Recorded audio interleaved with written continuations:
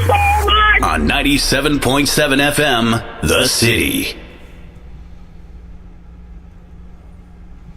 Greetings, blessings, and good fortune, everyone. This is part two. For those of you who don't know French, and neither do I.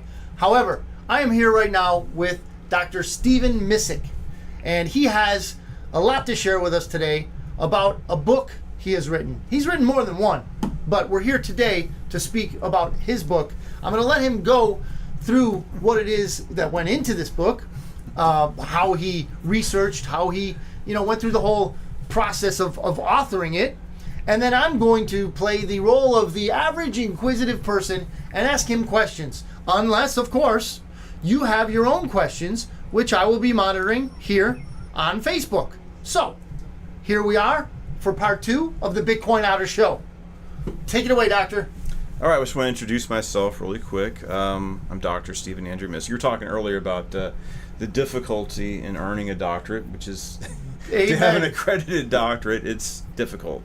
And I had this friend who's just this friend I was with in Iraq. Now she's Dr. Rachel Floran, and she's having a hard time. They keep on pushing back her thesis paper, and you have to extend semesters. You have to go before a board and defend your thesis. It's very difficult to earn a doctorate, so that's why I kind of used the title, because it's a big struggle. But I think it's important, and part of the reason why I got the doctorate was I'm concerned about Christian apologetics. Okay. Like you got C.S. Lewis back in the day, Mere Christianity, and others, and right now we have this left-wing establishment. They dominate everything. There are universities, the entertainment, the news media, everything. And they try to blow people off, like, what do you know? You're just a Bible-thumping preacher from the backwoods. Sure. And it's like, no, well, I got an accredited doctorate. Yeah. So it's important for us. We need to, Christians have to engage the culture. We need to go in there and fight back. Education is very important, and it disturbs me seeing how corrupted it is. Me too. Me too. Like all this, just like with this gender transition stuff they're pushing in universities, it's like it's crazy, and what they're doing, and they're also, it's like you're not allowed to have dissent, and that's not what education's about. It's not about left-wing politics. It's about understanding the universe, right? Developing your mind, feeding your mind, having a hunger, and also inquisitiveness is what it should be, or becoming more refined. But it's disturbed. Well, what happens to Christian families a lot of times? They send their kids off to college. They come back a raving maniac. They don't recognize their own kid. Left wing, and it's like, we got to take control of this. It's like, no. And one of the ways we do that is we go and we get the degrees and go in there and take it back from the devil. But then you're looking at Marxists, it's a failed ideology. It's a perverse ideology. It's led to the deaths of hundreds of millions of people around the world. Just in China alone, 100 million people. And it's like, why? This is a bad, discredited idea. Why are they brainwashing our kids in this? We need to stand up. And you look at Ron DeSantis. That's what it looks like when you push back on that. I think here in Texas, we're getting rid of diversity, inclusion, and equity demands DEI. here. You got to. I was listening to Dinesh D'Souza. He's talking about University of Tennessee was doing these, pushing the gender transitioning ideology, whatever. And Dinesh is like, well, it's a state school. Why doesn't the governor say, hey, we're not putting up with this here in Tennessee? Right. And that's what, I don't know why people don't think that way, but we need to engage. We need to get our own accredited degrees, and we have to engage these issues, because education is very, very important. And so I've written a lot of books. I've traveled around the whole world. And one of the things I've been very interested in is, the Middle Eastern Christian communities. Went to Egypt several times. I went to Egypt recently. I'm trying to do some research into Moses and the Exodus. So it's an amazing, this time I went down to southern Egypt and climbed the traditional Mount Sinai. It's amazing. So the first book I wrote was about Aramaic as the language of Jesus. So the Bible's written in 3 languages, right? Hebrew, Aramaic, and Greek. What is Aramaic? It's a Semitic language. Hebrew and Aramaic are similar, but they developed from a common source. They're like cousins. It'd be like we just had somebody talk to, like Spanish and Portuguese, right? Very similar, yeah. but they're different languages. It's the same thing with Hebrew well, what happened to those languages? They came from Latin, right? Latin evolved into the different languages, Right. including Portuguese and Spanish. So an earlier language, the scholars call Proto-Semitic, evolved into Arabic, Hebrew, and Aramaic. This is the language Jesus spoke. We know it because Jesus is quoted using this language in the New Testament, even though it's written in Greek. And of course, in the Old Testament, the book of Daniel and Ezra, parts of those books are written in Aramaic. And it's not a dead language yet. The Assyrian Christians of the Middle East still speak that language. And I've been in Aramaic-speaking villages in Syria and in Iran. I haven't been to Iran yet. Syria and Iraq. And when I was writing my doctoral thesis, I went to confront the refugee problem, the crisis. So I actually interviewed Assyrian Christian refugees who fled ISIS in Mosul. One of the things I'm working on right now is taking my doctoral project paper and publishing it as a book, and it talks about that issue. So I actually went to the Middle East and visited these Christian villages that are being attacked by ISIS, and there's a place in northern Iraq called Erbil. So we need to get in the Bible. I think it's important for us to discover the Semitic roots of the faith. Related to Aramaic, I got my movie about St. Jude Thaddeus. We'll talk about that in passing when we get to this book. But here in Hispanic Catholic culture, St. Jude Thaddeus is very popular. Okay. You see pictures of him all over the place. He's the patron saint of lost and desperate causes. But it's interesting, if you see the pictures of him, he's holding an image of the face of Jesus. And this is St. Jude Thaddeus, or they call him Mar Adai in Aramaic. That whole story, the legend of the face of Christ, that's from the city of Edessa, where Thaddeus went and converted the Assyrian king. So it's kind of interesting. We have this interest in the saint over here. So I did a movie, and I have 2 books about that are available. I got the St. Jude Thaddeus storybook. It's on Amazon. And then we have St. Jude Thaddeus, The Legend of the Shroud. So I did a docudrama series, and then we did a feature film with my brother. We've showed it here a few times. I want to try to make that available I need to get a hold of my brother. I'm doing a series right now. If you go to my YouTube channel, Apostolic Productions. Okay. And I'm trying to drop a new video about St. Jude every week. So okay. I think I'm behind a week, but I got all this footage. So what I do is I'm picking a subject and have the dramatization of it. I show the film clip, and then I talk about what the Bible says about it. There's a few stories where Jude appears in the Gospels, or their stories are related to Jude. So now I'm working on that, and hopefully I have the whole series done. Because I got this footage, I need to put it out there and make it available. I've worked on different things. As far as probably my best book, my first book I published was it's The Words of Jesus in the Original Aramaic, and it's about introducing the importance of the Aramaic language in the community that speaks Aramaic to this day. When ISIS went in there, it's really heartbreaking, because I was in Syria on September 11th. The week before September 11th, I was in Damascus, Syria when that happened. Wow. I was in the Middle East, but just a few days. Actually, that very day, I got back from the Aramaic villages in eastern Syria. It was really nice, just like farmland and villages, and really, talking to all the Assyrian people there. But those villages are pretty much emptied out. That community over there is literally decimated, where you have like 90% of those people are refugees, only 10% are staying in that region. Right. And I think you've seen in northern Iraq right now. It's a long story. I want to get to my book, but these are important issues. And the thing about the Assyrian people, I think it's interesting in that people want to get something. There's a movement to get back to the Jewish roots of the faith, or the Semitic roots of the faith. And it's like, well, people don't realize that. This guy, I did some teaching videos on this recently, but there's this Aramaic songbook that was found. It's from the 1st century. The Assyrians have preserved it to this day. It's called the Odes of Solomon. And it probably dates from the 1st century, probably 40 or 50 years after the death of Jesus. So it's a Jewish Christian psalm book from the 1st century, written by someone who had been a part of the Dead Sea Scroll Qumran community, who converted, he's a Jewish person, believed in Jesus as Messiah. So it's like, or the story of St. Jude Thaddeus himself. It's interesting, in the Aramaic Bible called the Peshitta, the book of Psalms has like 5 extra psalms. It's got Psalm, in our Bible, Psalm 150, that's the last psalm. Right. We have 151, 152, 153, 154, 155. So people say, well, They're Apocrypha. Apocrypha, yeah. Yeah, but they found those psalms in the Dead Sea Scrolls. So they found a lot in the Dead Sea Scrolls. But it's like people assume, just somebody made these psalms up and stuck them in the Bible, but No, this shows that the Assyrian church has first century Jewish roots. Right. So it's a way to, and that's what my book's about. It's trying to explore the. So did those people have anything? Were those the Essenes, or was that a separate group?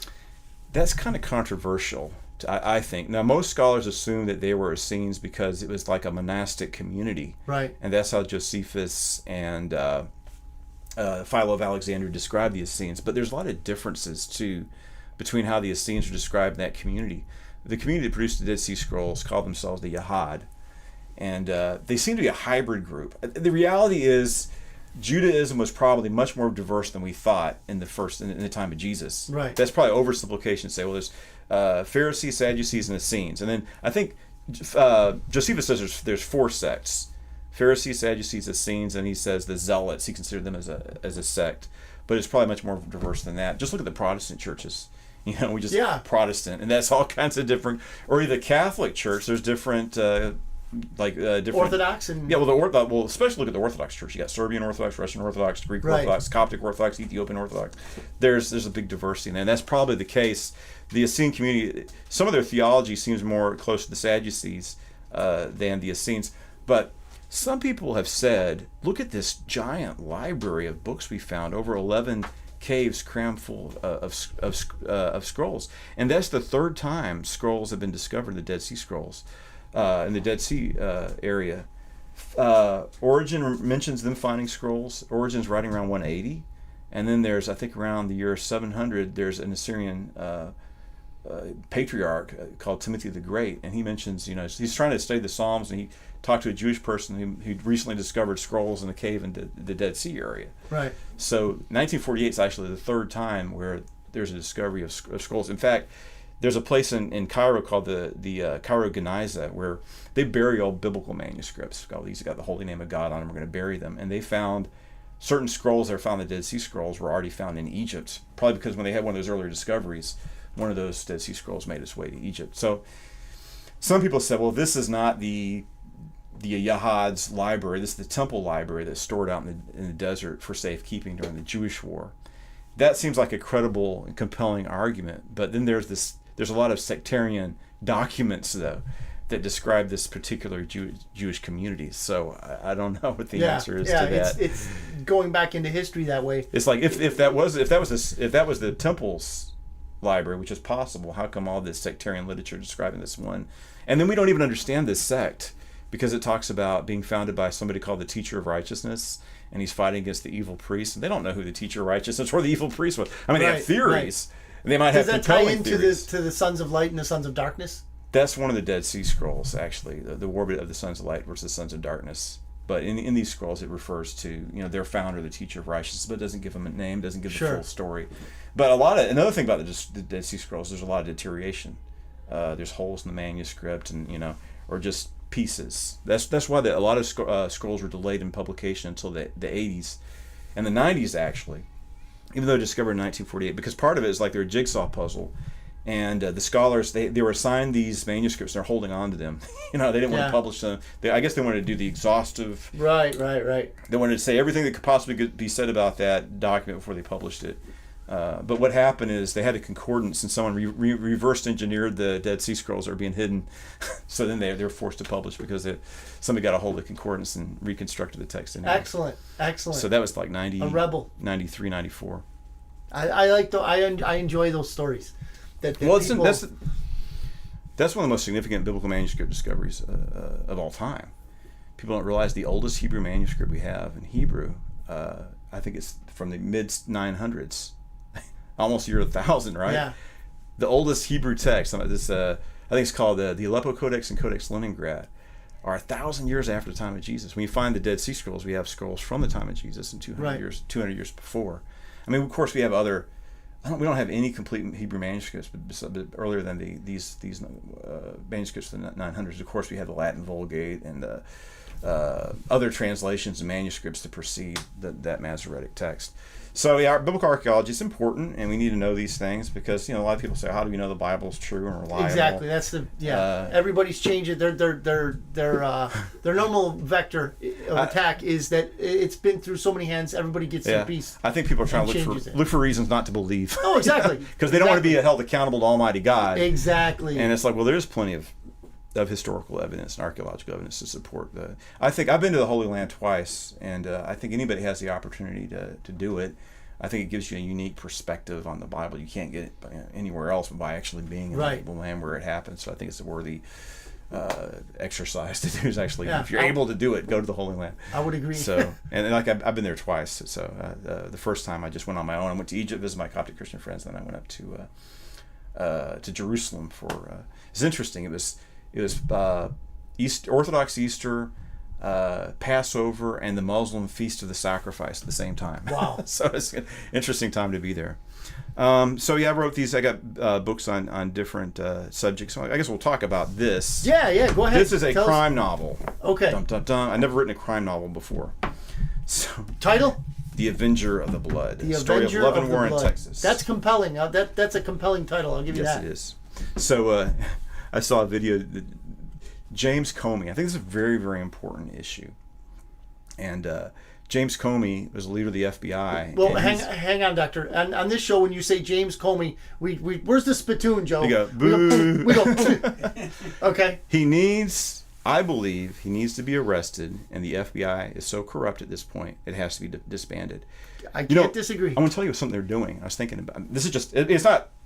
This is what they're actually doing, right? They're infiltrating traditional Latin Rite Catholic churches. You know what they're going to do? I can tell you exactly what they're going to do. I've heard about this. They're going to try to organize bombings and abortion clinics. You know what? Hang on 1 second. Ladies and gentlemen, you've been around this show, okay? I'm in agreement with that statement, and here's why. This is not hyperbole. This is our Catholic friends. Please be careful out there. Yes, their FBI agents are in your churches trying to get you to do violent attacks on abortion clinics. I wish it wasn't true, but that's where we're at as Americans. And they will find a taker. They will find somebody on some sort of drugs spectrum. Yeah. They found a homeless guy. Well, they did a fake kidnapping of Governor Whitmer in Michigan, and they had like 25. People. So, and half of them were FBI agents. Yes. There's only like 3 or 4 people. And who are the people who are carrying out this kidnapping? They're like homeless. This guy. He's had mental problems. He's got low IQ, homeless guy. Psychotropic drugs. They're taking advantage of this. The time. So he's homeless. He's living in somebody's basement, and this is the big ringleader. They're taking advantage of these people to create a narrative. They're trying to create a narrative. Oh look, these conservatives are dangerous, and they're behind it. The whole thing, and most of the people were found not guilty from that before the court because the FBI involvement with that was exposed. But they raided. This is crazy. This is where the FBI is right now. But you had a pro-life activist, and he did nothing wrong. So what happened? I saw the video. He was over 200 feet. At least away from the entrance of the abortion clinic. I read a little bit about this. And then this crazy activist goes and starts pushing his son. And it's like, hold on, don't touch my son. And they raided his house at the break of dawn and holding a gun in front. The whole SWAT team, 30, 40 people, kicking the door down, holding guns at him and pointing guns at him in front of his kid. Why are they doing that? To instill terror in pro-life activists. This is that. In my opinion, that they've descended into being a terrorist organization. They've betrayed the public trust. They need to be held accountable, and couldn't agree more. They've been exposed. I mean, just what happened even today. Congress says we want to see this document. You can't see it, and then finally said, okay, we're going to find you in contempt of court. I'm surprised. He finally, once he realized he's going to be found in contempt of court. Okay. And he knew that they had already seen it because he denied it at first. No. He didn't know until the last time they spoke to him. He tried to deny it existed, and then they told him. We saw this week, I think, or last week, last Monday or Tuesday, they told him, it's like, we know the document exists because we've seen it. It's like, exactly. So, and then it's like, oh, you can see it, but nobody else. It's like, okay, no, we have the right to see it. But, this is, the FBI is unaccountable to the American people. They're a rogue agency, and they've been bad from the very beginning. honestly. J. Edgar Hoover was a villain. He's a pervert. And this is, and let's put the caveat out there. Yeah. There are good, and I know some good FBI agents. Boots on the ground. Right. These people, they want to solve crimes. They want to be a force of justice in the land. Yeah, I'm sure there are But people then, like that. then you have the leaders. So the question is the FBI rotten at the core, or is it rotten to the core? I'm disturbed that they could carry out an operation against the pro-life family. You think somebody's like, what is this? What I joined the FBI for? Doctor, they led an operation against the president of the United States, a sitting president, through the FISA court. Yeah. Okay. We need to disband the FISA court. If they can do it to a sitting president, what can they not do to you and me? This is a very important issue, and I'm glad to see that Republicans are waking up and open their eyes to what's the corruption of the FBI. They have to be held accountable. We need a purging at the top, at least. I think we should totally disband the FBI, and if they have to have something like that, it needs to be made where it's more subservient to Congress, apparently, because it's out of control. And they probably have to give it a new name. Yeah, that won't work because it's bad. What I like to tell people when I'm articulating these types of sentiment, and I have many of these sentiments, I like to tell them that the vast majority of federal law enforcement agencies are extra constitutional, Right. Perhaps even unconstitutional, right? Right. A very few handful Right. are constitutionally mandated. Right. We have Customs, Right. we have Border Patrol, Right. okay? Right. We have the Treasury. We have these things that are constitutionally mandated. Other than those, Right. It's the Constitution doesn't say anything about the FBI. no, certainly not. And Or then the DEA, or Right. the ATF, or the Right. EPA. Right. They're all constructs Right. to control us. I think they're out of control and need to be reined in. So anyway, James Comey recently wrote he wrote his own crime novel, and he's like he's being heckled as he deserves. It's like, well, you're a criminal. Like what he did. One of the things he did that's really bad is he went in there to get to ask these tricky questions to sending agents to spy on the city president. Right. About or Paul, what they did it's General Flynn. The FBI agents are we trying to arrest him? Are we trying to entrap him? What's my mission here? Yeah, exactly. And oh no, this is just. Then they lied to him. Oh, we're not doing any investigation. This is just standard protocol. And don't worry, you don't need legal counsel trying to set him on. So it's a big. So James Comey was over that. So is Christopher Wray. I believe James Comey needs to be arrested. Christopher Wray needs to be arrested. Also, this book has a section about January 6th. I was there. Oh, preach on, brother. And it talks about what happened. I was there at January 6th from 6 o'clock in the morning. I was at the Washington Monument. I went. I got interviewed, or I interviewed the guy that does Epoch News. Yeah, cool. Mr. Romanoff. I talked to him. Yeah, I'm a subscriber. And then I was actually, looking at the president, listening to his speech, and while people went there to patriotically express their concern about Actually, there's a constitutional process. If there are irregularities, a congressman, Democrats do this whenever Republicans. This is something that happens whenever Republicans win a presidential election. The Democrats contest it, and then they go through the process of contesting the electors, and they fail. But they have the right to do it. Right. And it's like, okay, go ahead and air your concerns. We're supposed to be a free country. So what they did, I believe, is an FBI operation. The violence, because I didn't see any violence that whole day. I had no idea that was going on. And but we need to know how many FBI agents were involved in violence. What they're trying to do is they're trying to hide their identity. I don't think these people should have their identity. If they've engaged in violent insurrection against our government, and especially if the FBI was involved in that, they need to be exposed.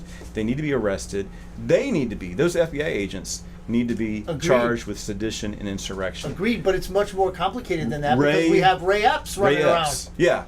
Ray stinking Epps. He needs to be questioned about what agency he was working for, how he got paid. They haven't even looked at his banking records. They're protecting that guy more than Joe Biden. Watch the 60 Minutes interview convinced me even more he's a federal agent. Yeah, exactly. That's why they call it defense direction. So a grandma goes in there. I didn't go inside the Capitol. But some people, just carry. Look at the Buffalo man. He spent 2 years in solitary confinement, and once you see the video, he didn't do any violence. Right. He just. I can't believe they let him out. Well, I think the part of the reason why they let him out is because Tucker exposed what really happened. Could be. There's hundreds of people still in there, still in the D.C. gulag. Well, the people that belong in there, like the thing that gets me. Well, no, they're not just people that belong in there. The FBI agents belong in there. That's what I'm saying. The people that belong in there, like Roy Epps, are out. And right. Agreed. These people, like grandmas, Just I want the viewers out there, because if you're watching the regular news media, you don't know what's going on. There's a movie called Capital Punishment by Nick Searcy. Okay. Which I'd recommend people watch. I think that's the only full-length picture that talks about January 6th. And there's a lot of evidence. All that video, they're using the narrative. We talked about that. The FBI creates a narrative. Yes. So the reason why that so-called insurrection went on is because they didn't want us to have the opportunity to use our our constitutional right to contest the electors.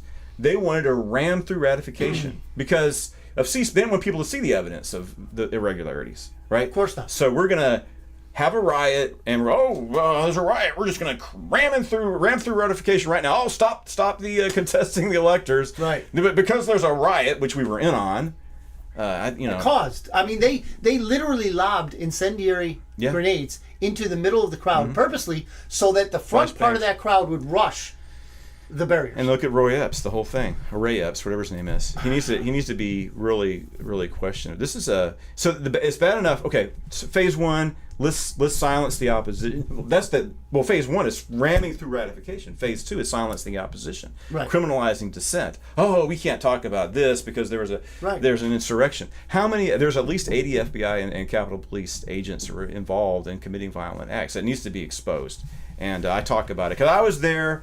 So that's part that weaves into the story of the Avenger of the Blood. This is of course is fictional. Right. It's a novel. You said that. I'm putting my research into that. Okay. Based on personal experience. Well, you stoked my interest. That's for sure. I've been following this January 6th thing through since the beginning. I'm really shocked about what happened because, like I was talking to you earlier today, like what happened in 2020, where you have hang on 1 second. 2022. I want to add something quickly that I spoke to Joe about this week. Okay, within a matter of days between the last show I had and this show, both Facebook and YouTube, right. We're going out on both of them, right. have now said that it is okay to talk about the corruption in the 2020 elections. Why do you think that is? I've got two things. I think because the boss, Donald Trump, is not talking about it anymore. He's focusing forward. He's focusing on the future. He's not there. Right. Two, they're not going to use the same tactics. Right. We should never... People, the Republicans say that. Let's not talk about the past. Let's move forward. Wrong. This is someone stealing a presidential election. It's not something you just move away from. I agree with you. We've got to talk about it. And people being, having their rights violated the way they. And the stories of people in this DC gulag are terrible. Like a man has his arm broke and they don't treat his arm for like 3 weeks.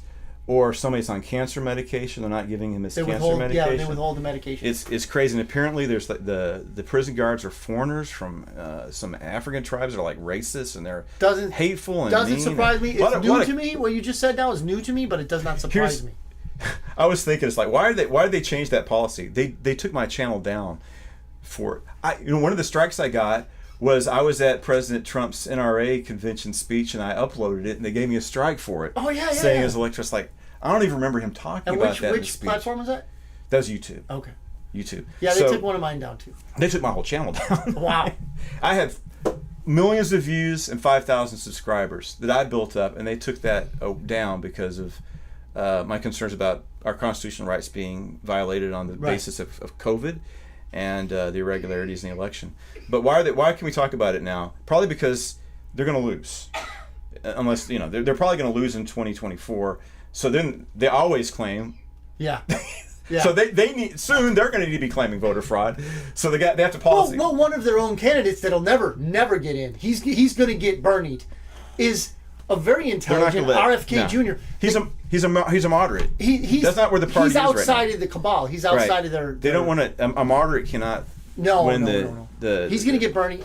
He's going to get burnied. So, what are some other reasons? Dinesh D'Souza said that the real reason is because it doesn't matter at this point.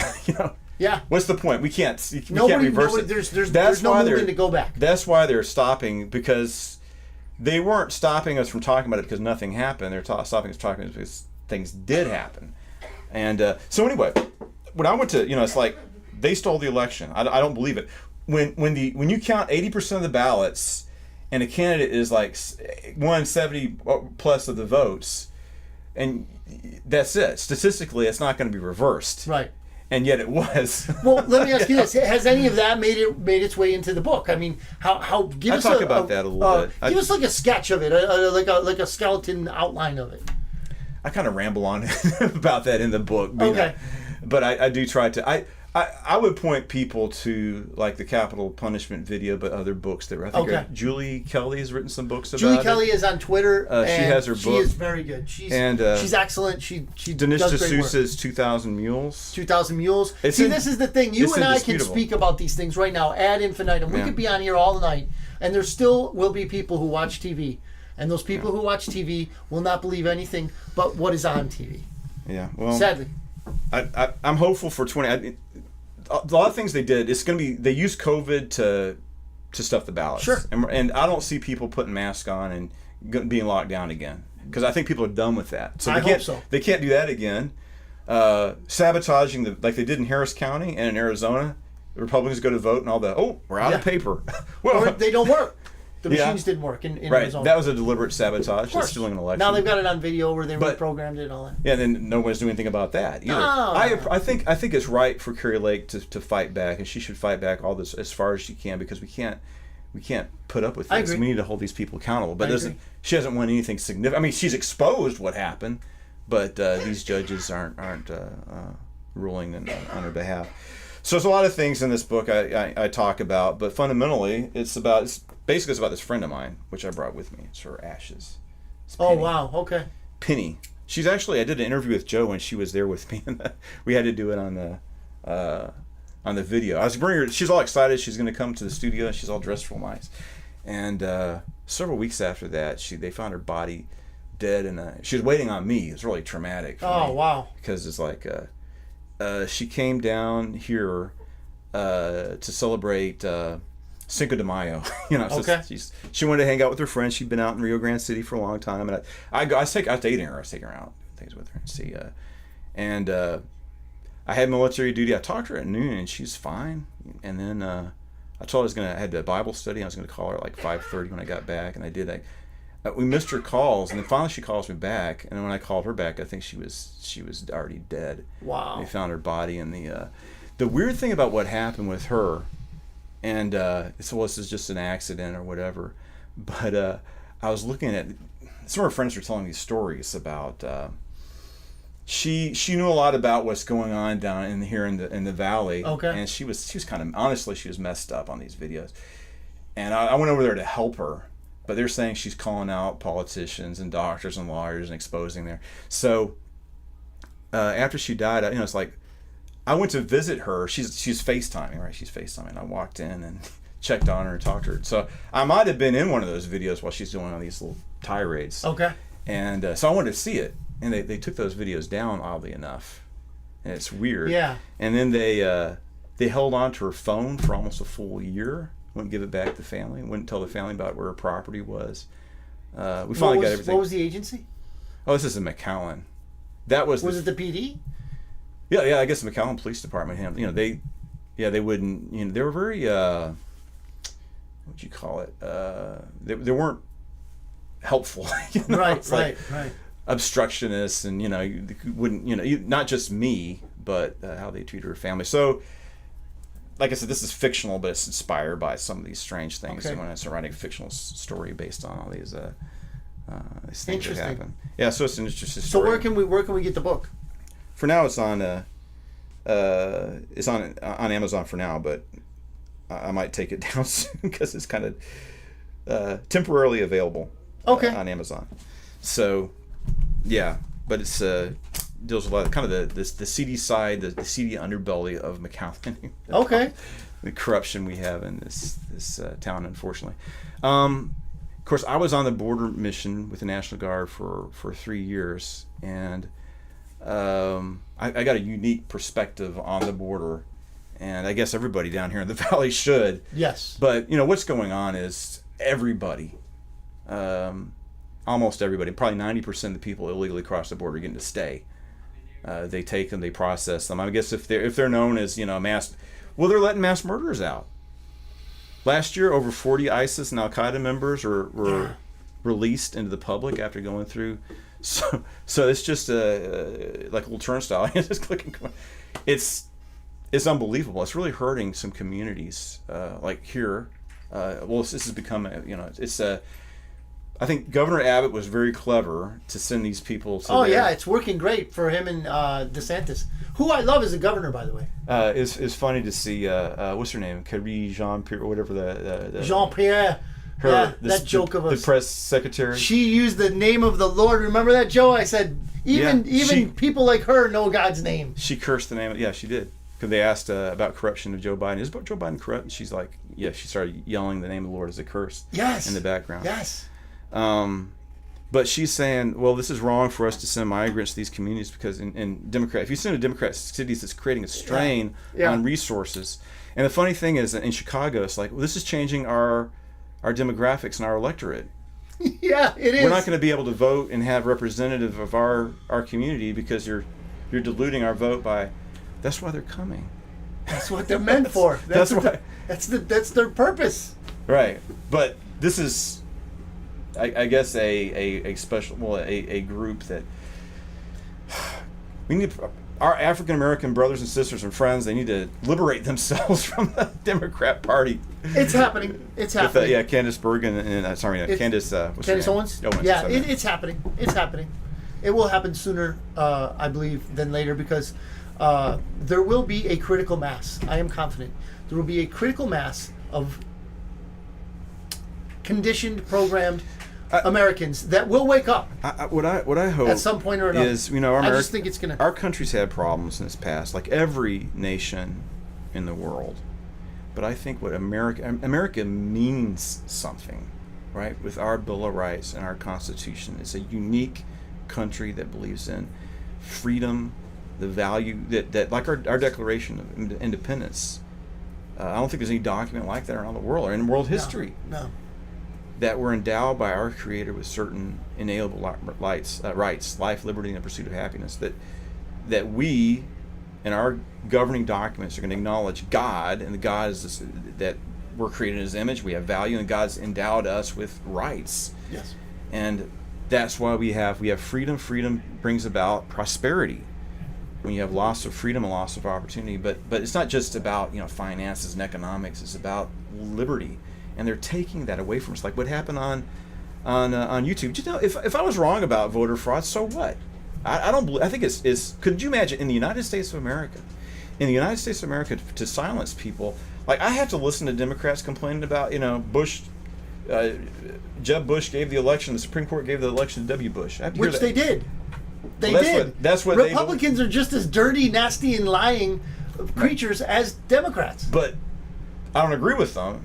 But, hey, it's a free country. They get to say what they want, right?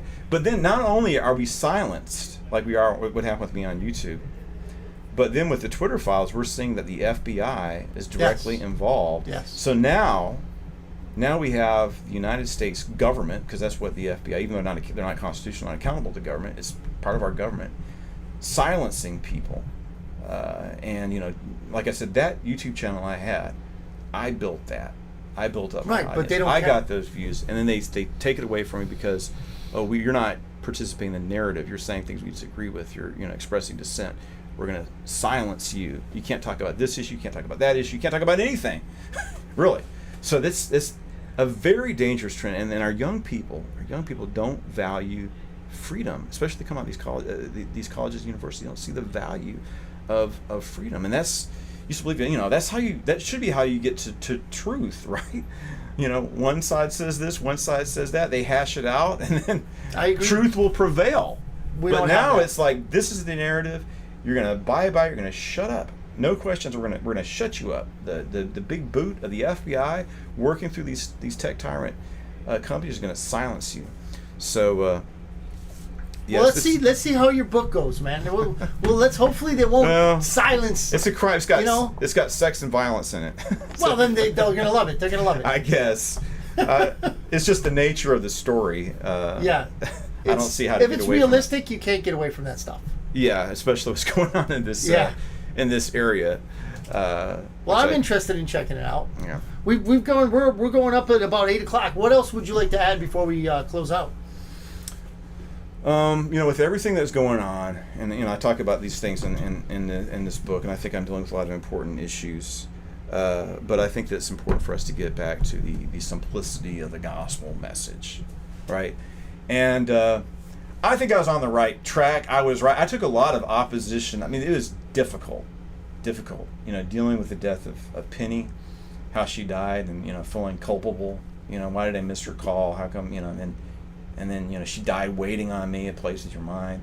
Then my father died of COVID, and a lot of people in our church, even the cat and dog died around that, sadly. Wow. It was really brutal, and, everything in disarray and turmoil. My life's still in turmoil, and, from all this disaster of, I guess, 2020.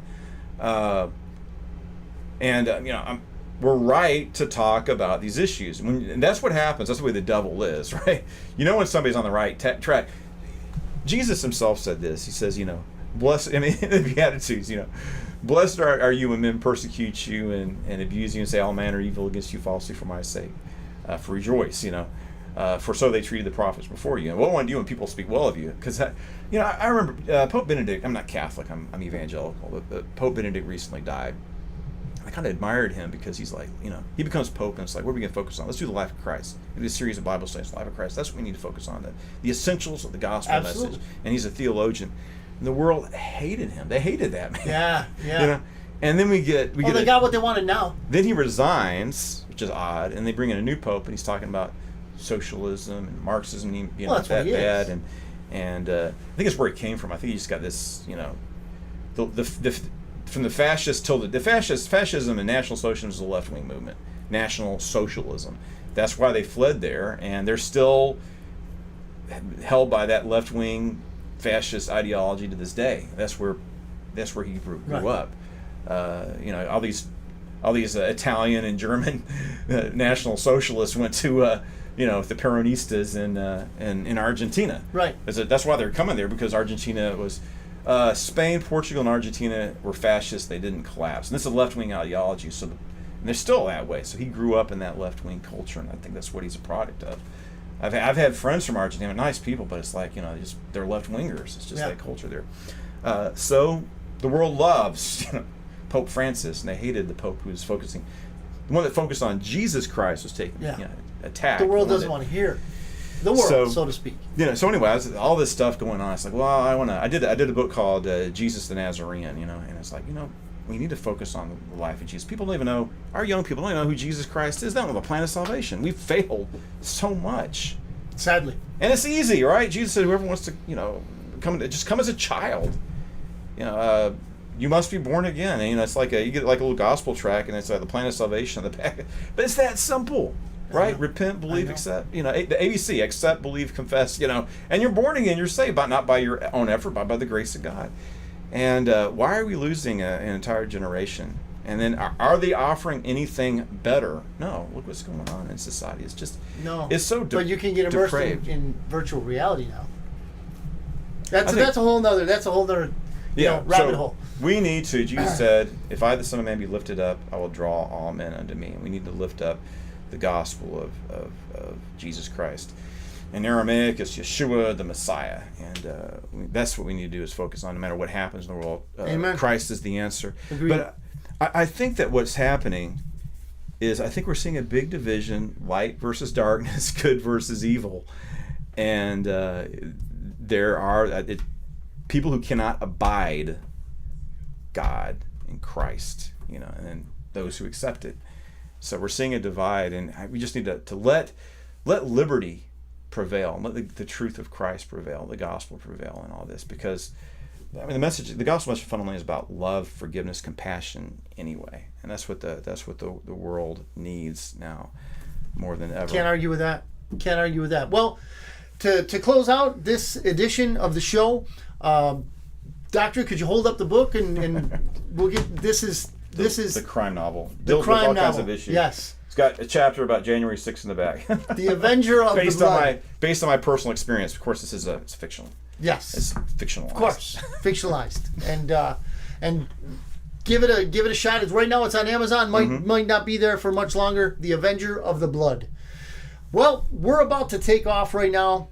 We enjoy the fact that you have enjoyed this show, this presentation, this interview, and we will have more. Dr. Missick is not a stranger to the Valley. He's going to be around here for a while. Time to time. Yeah, from time to time from his world, literally his world travels. So, anything you want, could you give some info where to contact you if well, somebody look wants at my to right now. Well, I'm on Rumble. It's Dr. Missick, D_R_MISSICK, and I'm also on YouTube, which is Apostolic Productions. And some of my films are up on YouTube as well, and a lot of Bible teachings. Excellent. So, like when they're censoring me, it's like I'm not always just raving about politics all the time. Sometimes, we're talking about archaeology and things like that. So, but they still ban my channel. I know. It's they're going to go away. They can't survive. I hope so, because I said, freedom's the best way, and that's what we need more freedom. The world needs. If people if they would accept the ideals and Constitution in these countries in Central and South America, they would create flourishing societies. They wouldn't have to flee to come over. I agree. Maybe next time you come on the show, we'll talk about El Salvador. Yes. They got some great things going on there. Thank you, everybody. You all have a great week, a great day, and be blessed, please. Bye. Let's go! This is the Bitcoin Otter Radio Show. Oh my God, I love you so much! On 97.7 FM, The City.